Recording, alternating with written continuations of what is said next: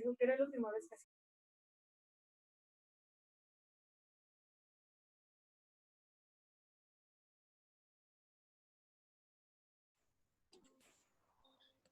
Buenas tardes.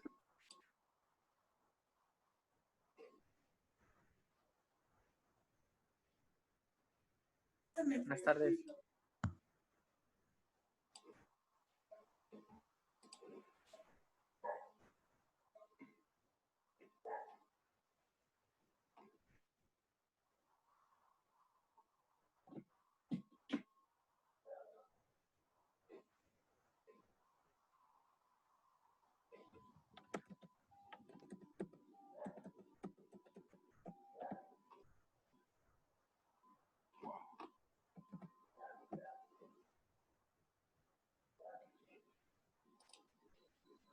Buenas tardes.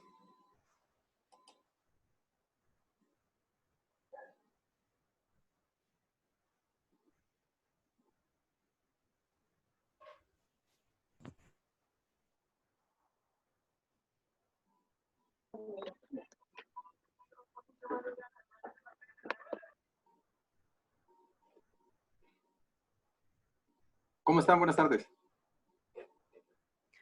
Hola, profe. Buenas tardes. Hola, hola. Hola, profe. Hola, profe. Hola, hola. ¿Listos? Sí. Perfecto. Bueno, siguen entrando compañeros. Perfecto. Ah, no, pues ya estamos casi. Ya estamos más del 50%, bueno, apenas acabamos de rebasar el 50%. Así que ya formalmente podemos comenzar. Profe, Dígame. ¿me permite grabar, por favor? No se diga más. ¿Listo? Gracias. Ay, gracias a usted. ¿Alguien más? Yo, profe, por favor. Déjeme ver dónde está usted. Déjeme encontrarla.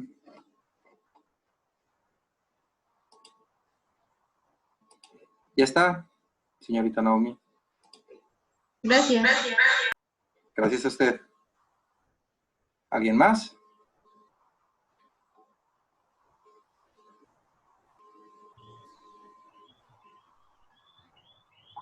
Creo que ya, ¿verdad? Ok, de acuerdo. Les iba a consultar, ¿cómo les está yendo con sus otras clases? ¿Están tomando por Blackboard Collaborate? Sí, profe. ¿Y qué tal les está yendo en esa plataforma? ¿Bien? Pues se traba un poquito y se corta mucho. Sí, ¿Verdad? no. Sí, mi pregunta va en el sentido de que si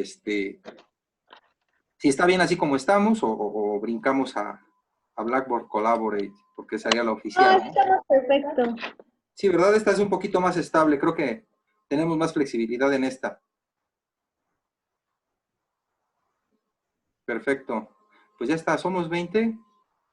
20 de... Hoy, 31. Ya somos 31. Pues yo creo que ya estamos en posición de comenzar. Hasta ahorita vamos, creo que bien. ¿Qué les ha parecido el software? ¿Sí lo han intentado operar? Sí, pero ¿Qué? bueno, sí hemos intentado operarlo. Bueno, yo voy al ritmo que usted va. Ajá. Y está bien, bueno, a mí sí me parece bien. Sí, sí le corre bien. No tiene ningún problema. No. Perfecto. Perfecto. Ok. Bueno, pues entonces, continuemos pues. Vamos a ver hoy una presentación de los métodos termodinámicos, porque sí necesitamos ponernos al día. Todo eso ya lo saben.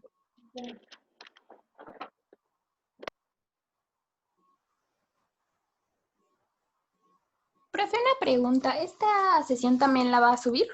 Sí, todas las voy a subir. De hecho, las tengo que subir porque tiene que orar en Blackboard. Como les comento, es el oficial Blackboard. Entonces, ahí en Blackboard deben de estar todas las sesiones.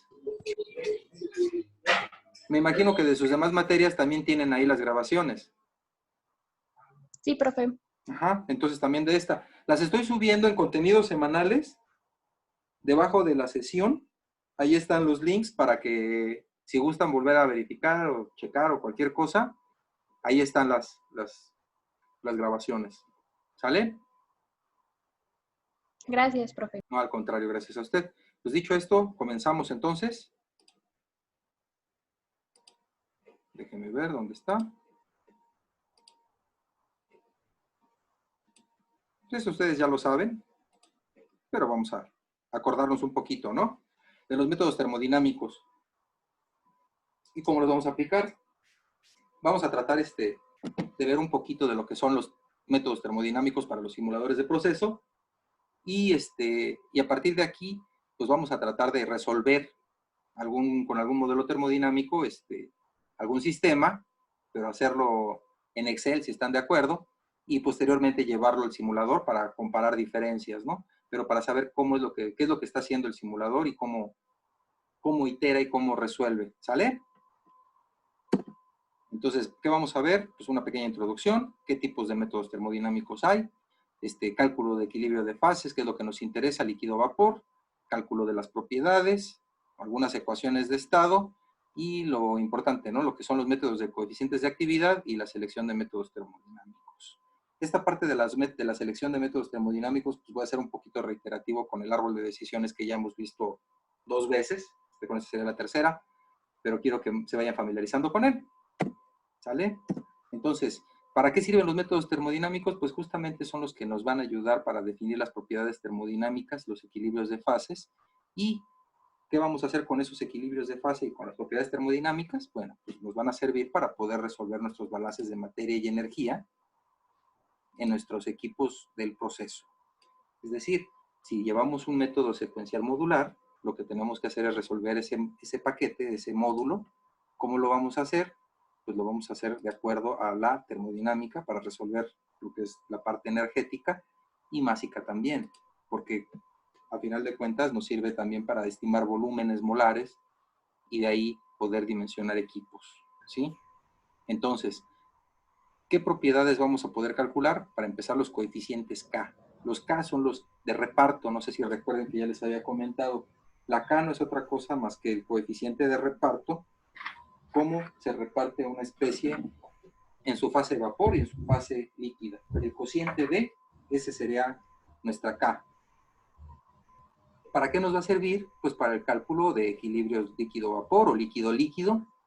¿Y en qué lo podríamos utilizar? Dice ahí ejemplos de unidades de proceso. Podemos hacerlo en destilación, en extracción líquido-líquido, en evapores de soplage, en evapores de calandria, en equipos. Otra propiedad que vamos a poder calcular es la entalpía, y esa nos va a servir justamente para los balances energéticos. ¿En qué equipos los vamos a poder ocupar? Bueno, pues en intercambiadores de calor y reactores, por ejemplo. Otro parámetro termodinámico, la entropía, nos va a servir justamente para bombas, compresores y turbinas, y con eso vamos a poder calcular trabajos y eficiencias. Que recuerden que la entropía, digo, a pesar de que sí es un término medio abstracto, pero pues ni tanto, ¿no? Es básicamente la relación que nosotros podemos encontrar para el trabajo no útil, para la energía que se disipa al medio. Vamos a poder calcular también la energía libre de Gibbs, esa nos sirve para el equilibrio termodinámico, y nos sirve para reactores, pero también nos sirve para la transferencia de masa. Otra propiedad, calcular la densidad, en particular de gases, que es la más compleja. ¿Y para qué nos va a servir? Pues para cálculos volumétricos. ¿Y en qué la vamos a poder ocupar? Pues en tuberías para todo el transporte de masa, reactores, columnas, básicamente en todos los equipos. Otra propiedad, la viscosidad. ¿Cómo la vamos a calcular? Pues a partir de las caídas de presión, con las ecuaciones de Hagen-Poiseuille. ¿Y en dónde la vamos a poder utilizar? Pues en los intercambiadores de calor, en tuberías, en reactores, en todo lo que involucra los desplazamientos, porque recordemos pues que la viscosidad es la oposición al flujo que presentan los fluidos. Entonces, un paso clave justamente es la elección de un método termodinámico en la simulación. ¿Por qué? Porque es el que nos va a definir qué tan correctos van a ser nuestros datos y qué tan bien representados van a estar nuestros equilibrios. Una elección incorrecta invalida todos los resultados de la simulación. Entonces, la simulación dependerá justamente de la elección de ese proceso termodinámico que vamos a ocupar, ¿sí? y va a depender justamente de los compuestos que tengamos presentes, los rangos de temperatura y de presión que vamos a estar manejando. Debemos de escoger procesos, paquetes termodinámicos que nos representen correctamente a las condiciones de presión y temperatura los componentes que son del proceso, ¿sí? Si no se predicen bien justamente estos datos,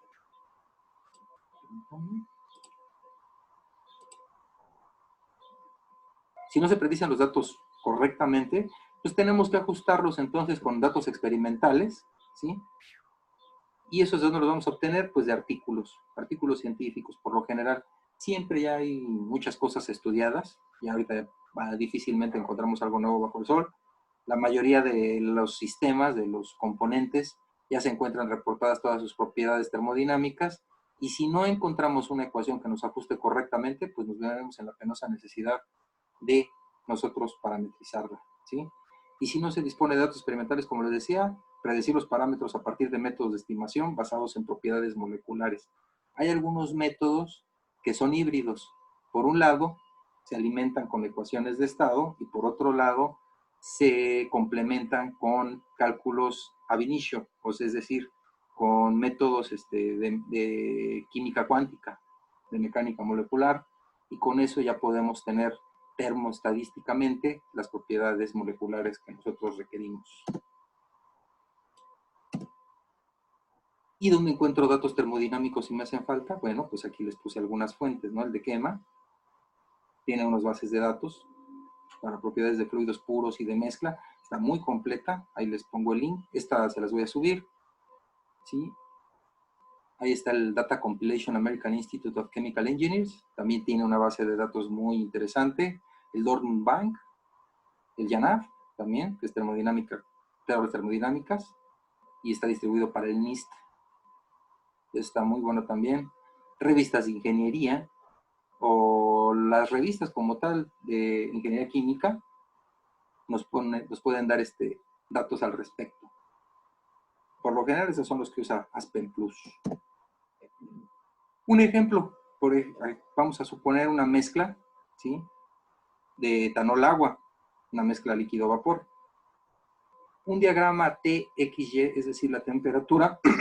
Con respecto a la temperatura, vamos a graficar la composición en el líquido y la composición en el gas, ¿sí? Esto es una predicción correcta con el método Non-Random Two Liquids, que es basado en coeficientes de actividad, en RTL se llama. Y es una predicción bastante correcta. Si se dan cuenta, esta curva nos está representando la composición en el líquido, y esta otra nos está representando la composición en el gas.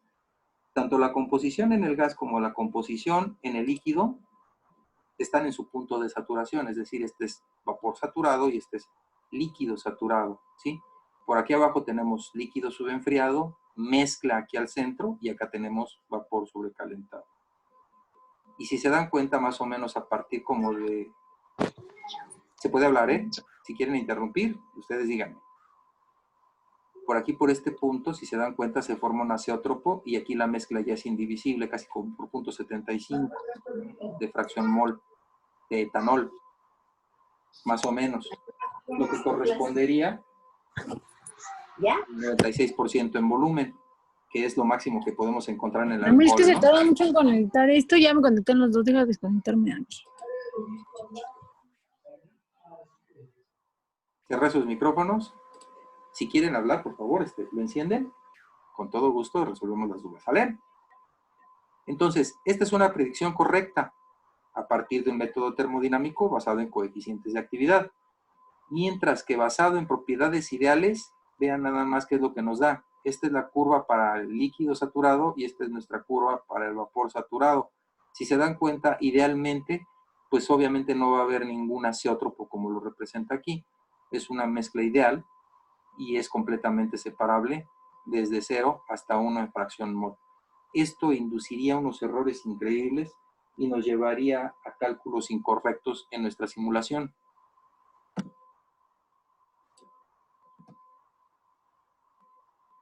Ahora, ¿de qué datos disponen los simuladores para dichos cálculos? Punto 1 es base de datos de propiedades de componentes puros. Ya los tienen almacenadas todas esas bases de datos.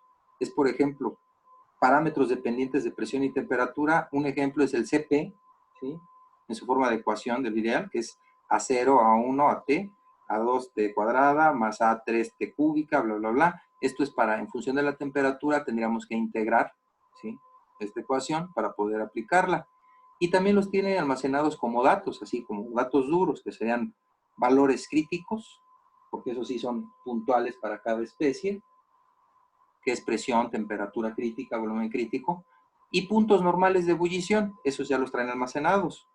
Y bases de datos de mezclas multicomponentes también. Cada método termodinámico, como bien dice aquí, dispone de una base de datos de parámetros de interacción que usa para modelar los equilibrios de fases, porque recuerden que nosotros siempre estamos trabajando en condiciones fuera del equilibrio. En cuanto se alcance el equilibrio, se termina el proceso. Es por eso que nos interesa tanto conocer e identificar los equilibrios, para no aproximarnos a ellos, porque llegando al equilibrio se acabó nuestro proceso. Entonces, estos parámetros se han determinado a partir de datos experimentales, y todas esas bases de datos las tienen los simuladores. Y también hay otro que son métodos de estimación. Si no se dispone de esos parámetros, existen métodos termodinámicos que son capaces de estimar las propiedades de componentes puros y parámetros de interacción a partir de la estructura molecular y grupos funcionales de los compuestos. Esos se llaman por contribución de grupos, ¿sí? Y son solo útiles para primeras estimaciones, porque realmente tienen ciertas deficiencias. Más o menos, esta es una pantalla de Aspen. Estos son las bases de datos que tiene, ¿sí? Y los podemos seleccionar justamente. Son los bancos de datos principales usados en simulación, y estos son los disponibles para componentes puros. Si se dan cuenta, pues Aspen está bastante bien nutridito con una buena base de datos disponible, y de aquí ya podemos seleccionar para que los aplique. Esta es una pantalla de selección de bancos de datos para componentes puros de Aspen. Tipos de métodos termodinámicos. Bueno, los métodos termodinámicos como tal pueden agruparse en 4 tipos fundamentales. Uno son las ecuaciones de estado, esas ya las conocen ustedes, donde nada más nos interesa el estado inicial y el estado final, son ecuaciones de estado así como tal, como su nombre lo dice. Otro es el modelo de coeficientes de actividad, que lo vamos a llamar LACM, por sus siglas en inglés, que es Liquid Activity Coefficient Methods. ¿Eso a qué se refiere? Bueno, pues el coeficiente de actividad no es otra cosa más que un parchecillo que le vamos a poner a las ecuaciones cuando las tenemos en estado ideal. Nosotros tenemos una ecuación en estado ideal, pero sabemos que muy pocos compuestos se comportan como idealmente quisiéramos nosotros. Entonces, lo que tenemos cuando tenemos nuestras composiciones ideales, nuestras propiedades en estado ideal, obtenemos la real, y la diferencia van a ser las residuales, y con respecto a esa vamos a definir coeficientes de actividad para corregir esas desviaciones. Otro método es los modelos combinados. Utilizan ecuaciones de estado y métodos de coeficientes de actividad, y pueden ser predictivos incluso. O como cuarta opción están las correlaciones especiales para sistemas específicos. Existen correlaciones para modelos complejos, como son los polímeros, los electrolitos y las aminas, que tienden a comportarse anómalamente. Los polímeros en particular tienen un comportamiento muy, muy, muy particular. ¿Sí? Bueno, ¿y por qué tantos métodos? ¿Sí? El equilibrio de fases como tal, las propiedades físicas y termodinámicas, tanto de fluidos puros como de mezclas, están regidas justamente por las fuerzas intermoleculares. Todo lo que ven a su alrededor está regido justamente por esas fuerzas intermoleculares, y cómo es que interaccionan esas fuerzas intermoleculares. A final de cuentas es lo que define el estado de agregación de la materia con respecto a su presión y temperatura presentes. Entonces, por ahí es por donde nos tenemos que ir. Cuanto mayores son las fuerzas intermoleculares, más nos alejamos del comportamiento ideal, ¿sí? Que serían las fuerzas despreciables. Y es más difícil modelar el sistema, ¿sí? El modelado de fluidos puros y mezclas de moléculas apolares, es decir, no polares, que son los hidrocarburos, pues es relativamente fácil de modelar. ¿Por qué? Pues porque como no tienen polos, ni inducidos, ni puntuales, pues nada más obedecen a fuerzas de atracción y repulsión físicas, que son las interacciones electrostáticas, regidas básicamente por fuerzas de Van der Waals y de London, ¿sí? Entonces, nada más sienten atracción y repulsión física entre las moléculas, y para estos sistemas, pues las ecuaciones de estado son muy apropiadas.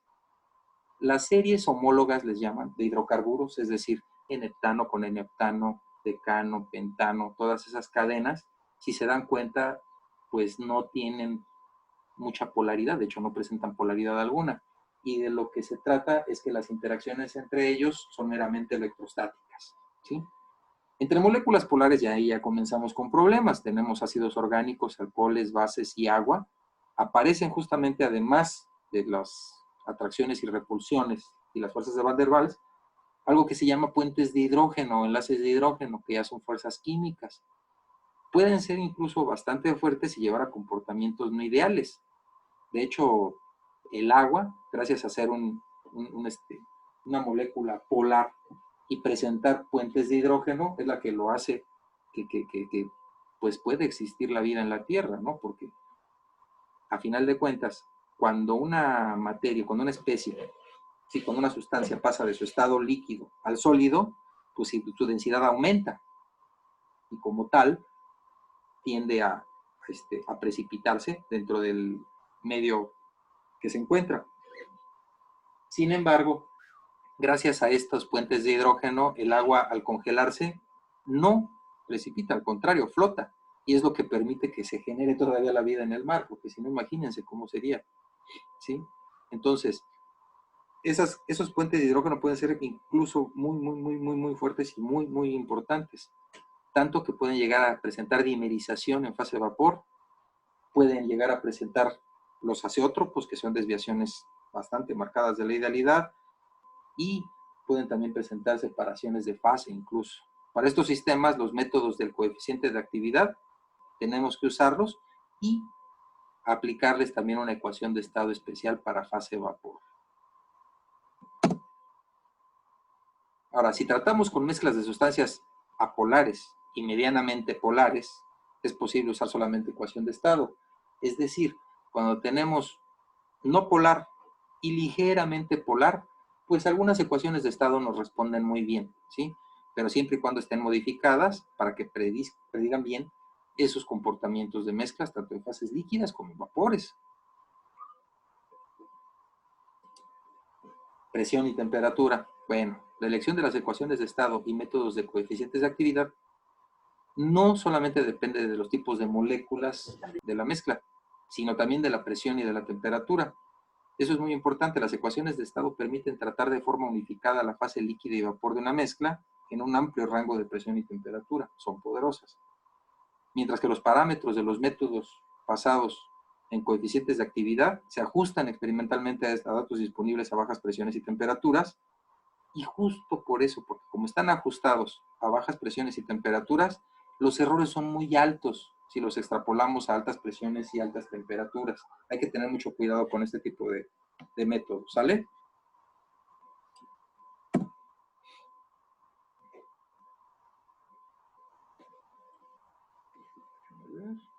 Ok.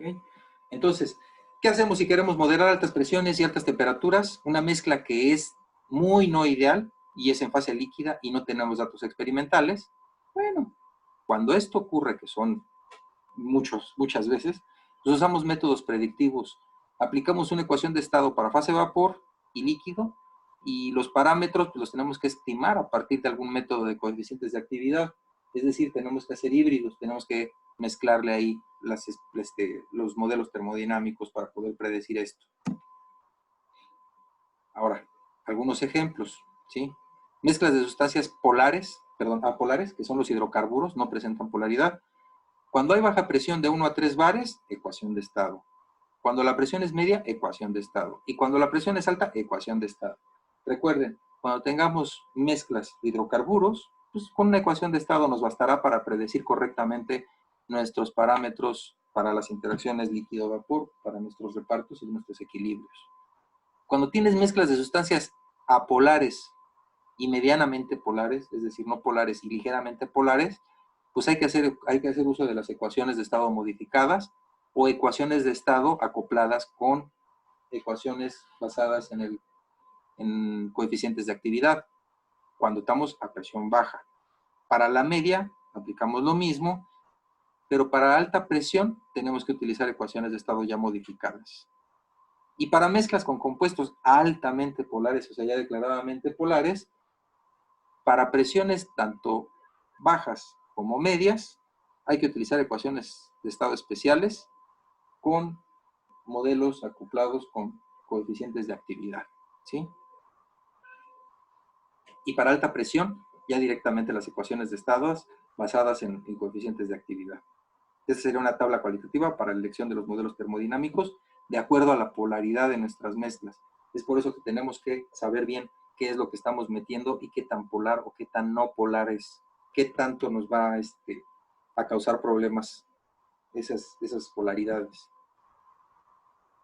¿Qué tipo de proceso? Método termodinámico y uso de las constantes de Henry. Solo para métodos basados en coeficientes de actividad tenemos que utilizar una selección de modelos correctos, ¿sí? Para poder predecir bien nuestras mezclas. Esto está basado para Aspen, así que no nos interesa mucho. Nosotros ya lo estamos haciendo en nuestro simuladorcito. Ahora, los cálculos de equilibrio de fases, es decir, líquido-vapor, nada más para que se acuerden, planteando las ecuaciones para resolver el cálculo de equilibrio líquido-vapor en una mezcla. En el equilibrio justamente líquido-vapor debe cumplirse que para todo compuesto I en ambas fases, la fugacidad de I en el líquido debe de ser exactamente la misma que en el vapor, ¿sí? La fugacidad del vapor siempre se calcula con ecuaciones de estado. Y para calcular las fugacidades en los líquidos hay de dos sopas. Una es el uso de las ecuaciones de estado y la otra es utilizar los métodos de los coeficientes de actividad para la fase líquida. Para la fase vapor siempre se utilizará la ecuación de estado, ¿sale? Entonces, mediante las ecuaciones de estado, las fugacidades las podemos calcular a partir de phi, que es el coeficiente de fugacidad. Profe, Sí, dígame. ¿le puedes regresar tantito al anterior, por favor? Por supuesto que sí. Y me espero tantito para que copie si gusta usted. Sí, muchas gracias. Ande usted.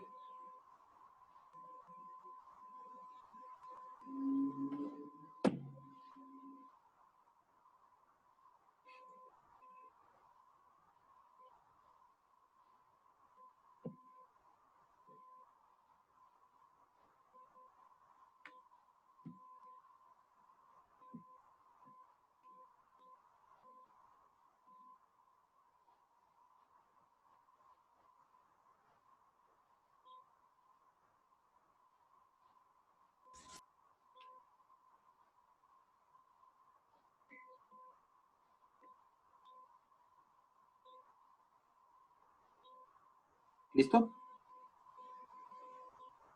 Sí, gracias. No hay de qué. Ok, entonces continuamos.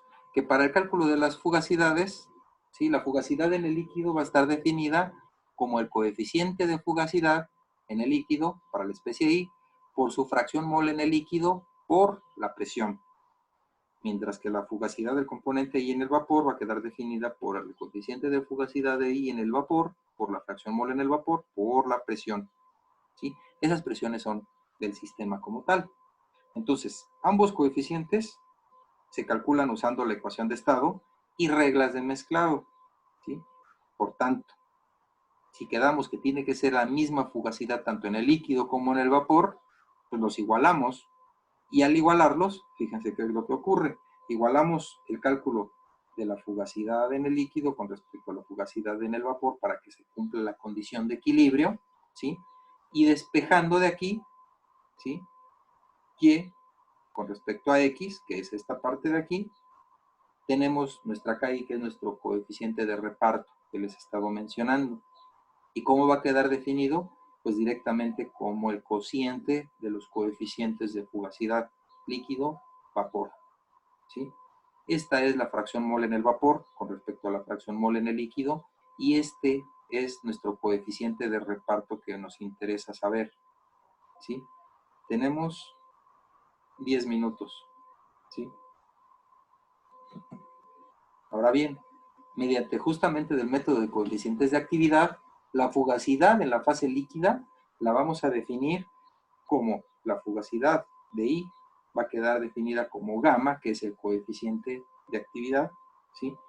Por la fracción mol de I en el líquido, por la fugacidad en estado ideal, es decir, siendo aquí, dice gamma I, el coeficiente de actividad que se calcula a partir de los métodos de coeficiente de actividad, y este término que es FiL0 es la fugacidad del componente líquido puro y a la presión y temperatura de la mezcla. Esta es la fugacidad del componente puro, ¿sí? En este caso, esta fugacidad del componente puro es particularmente similar a la presión de saturación de I, es decir, a la presión de vapor de esa especie. Por lo tanto, la fugacidad para I en el líquido la vamos a poder calcular con el coeficiente de actividad por la fracción mol por su presión de vapor, ¿sí? Entonces, este último puede aproximarse por la presión de vapor del componente I a presiones moderadas. Eso es muy importante, presiones moderadas. Por lo tanto, la fugacidad en el vapor se calcula usando una ecuación de estado como antes. Este sería el coeficiente de fugacidad para el vapor. Y este sería el coeficiente de fugacidad para el líquido, ¿sí? Aquí ya estamos utilizando coeficientes de actividad y aquí continuamos con el coeficiente de fugacidad aplicado justamente con la ecuación de estado. Y en el equilibrio tenemos que se debe de cumplir que la igualdad de fugacidades nos van a representar ese equilibrio. Por lo tanto, si esta es la del líquido y esta es la del vapor, al igualarlas, tenemos esta otra forma para nuestro coeficiente de reparto, ¿sí?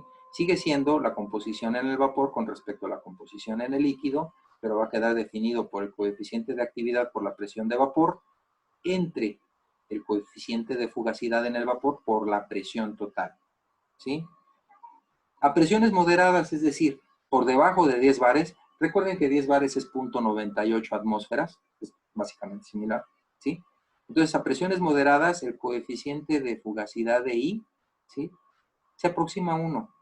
Casi podríamos decir que se comporta idealmente. Por lo tanto, si este lo consideramos como 1, ¿sí?, este de aquí, lo que nos queda es la ley de Dalton, básicamente, que la presión parcial de I no va a ser otra cosa más que la fracción mol de I por la presión total, ¿sí? Y nos dice que la presión total de nuestro sistema va a quedar definida por las sumas de la presión total por la fracción mol, que es esta, ¿sí? O lo que es lo mismo, como las estamos igualando aquí, ¿sí?, va a ser la suma de los coeficientes de actividad por la fracción mol en el líquido por la presión de vapor, ¿sí?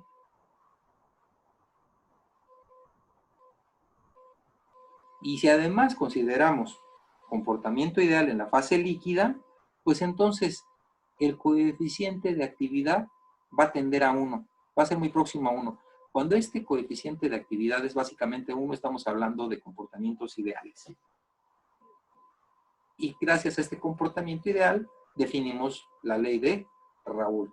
Si se dan cuenta, aquí estamos haciendo que phi, que es el coeficiente de fugacidad, sea 1, y con eso encontramos la ley de Dalton. Y cuando el gamma I, es decir, el coeficiente de actividad tiende a 1, tenemos la idealidad de la ley de Raoul, donde nos dice que la presión total del sistema va a quedar definida por la suma de la presión total por la fracción mol de las especies, ¿sí?, en la fase vapor, y tiene que ser igual a la fracción mol en el líquido por su presión de vapor. Ya vieron que el coeficiente de fugacidad y el coeficiente de actividad, cuando tienden a 1, están en la idealidad, digamos, se comporta de modo ideal. Cuando tenemos comportamientos no ideales, tanto este término como este término toman valores para corregir esas desviaciones, ya sean positivas o negativas de la idealidad, ¿sale? Entonces, podríamos decir, ¿sí?, ahora sí que guardando las debidas proporciones, de que son factores de corrección para nuestras ecuaciones, para poder representar nuestros equilibrios líquido-vapor. Unas notas importantes. ¿sí? Los métodos basados en coeficientes de actividad necesitan apoyarse en ecuaciones de estado para el cálculo de las propiedades de la fase vapor, siempre. Y generalmente los métodos basados en coeficientes de actividad están desarrollados para usarse a bajas presiones. Suelen considerar comportamiento ideal en fase vapor cuando se puede, y ese sería el método ideal. Aunque la fase líquida la estemos considerando como no ideal, podemos hacer la aproximación también al método ideal, considerando comportamiento ideal en la fase vapor cuando tenemos bajas presiones. Otro punto, los métodos basados en coeficientes de actividad, ocurre un problema con ellos cuando hay compuestos supercríticos en la mezcla, ya que no existe la presión de saturación, es decir, la presión de vapor para dichos compuestos, y no puede calcularse la fugacidad de la especie en el líquido de modo convencional. Este tratamiento es solo válido si la concentración del compuesto supercrítico en el líquido es pequeño. ¿Cuánto? Menor al 5% molar.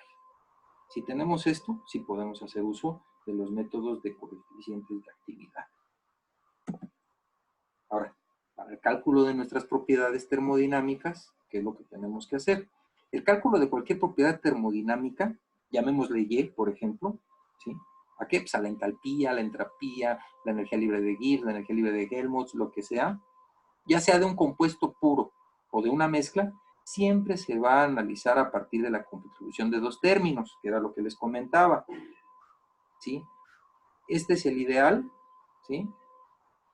Y este sería el real, como tal. Y I D es el valor de la propiedad suponiendo que el comportamiento fuese ideal, y esta diferencia es la desviación respecto del comportamiento ideal, ¿sí? Este segundo término es el más complejo de calcular y para ello se utilizan los métodos termodinámicos que se han comentado, ¿sí? Esta diferencia es la desviación que presenta. Entonces vamos a tener nuestro comportamiento ideal de nuestra propiedad y le vamos a agregar esta desviación. Esta es la propiedad real menos la ideal. Esto también le llaman residual, ¿sí? La propiedad residual, ¿sí? Ahora, las ecuaciones de estado como tal, pues llamamos justamente ecuaciones de estado a cualquier ecuación que relaciona la presión, la temperatura y el volumen molar de algún fluido puro, válidas generalmente tanto para la fase líquida como para la fase vapor. Es decir, está en consideración de la temperatura, la presión y el volumen, y es igual a 0. Las ecuaciones más sencillas son las que ya conocemos, ¿no? Por ejemplo, la del gas ideal es una ecuación de estado muy simple. Las ecuaciones de estado permiten el cálculo de multitud de propiedades termodinámicas, así como equilibrio de líquidos-vapor de algún fluido puro, a partir de un número mínimo de datos. Generalmente los parámetros necesarios para todas estas ecuaciones de estado son, para los equilibrios de fases, el cálculo de la K, que no es otra cosa más que la constante de reparto que habíamos visto. Esa la vamos a utilizar para el equilibrio de fases, y lo que requerimos para cálculo de esa K, que es nuestro coeficiente de reparto, van a ser nuestras propiedades críticas. Temperatura crítica, presión crítica y básicamente el factor acéntrico. Con esas propiedades críticas nosotros podemos calcular las condiciones, las propiedades reducidas, que son las que aplican para todas nuestras ecuaciones de estado, ¿sí? Otra cosa, la entalpía, la entropía y la energía libre de Gibbs, tanto de vapor como de líquido, van a emplear también la temperatura crítica, la presión crítica y el factor acéntrico, ¿sí? Y además van a utilizar un calor específico de gas ideal, o sea, el Cp en función de la temperatura. Las ecuaciones de estado pueden aplicarse a mezclas de sustancias promediando sus parámetros mediante las llamadas reglas de mezclado. Esas reglas de mezclado también las vamos a ver. Ya me queda menos de un minuto. Nos vemos ahorita. Profesor, Sí, dígame. ¿qué dijo que era esa WC en Este es el las... factor acéntrico. Ah, sí, ya vi. Este Ya, tiene que ver perdóneme. con la forma de la molécula. Ah, bueno, sí, eso es lo que quería saber. Sí, gracias. Sí. Nos vemos ahorita a las 7 nos conectamos, muchachos. ¿Dijo que era la forma de la molécula, profe? Sí, esto está relacionado justamente con la forma de la molécula. Ok, gracias, profesor. Sale. Ahorita nos vemos ¿A entonces. qué hora nos conectamos? A las 8.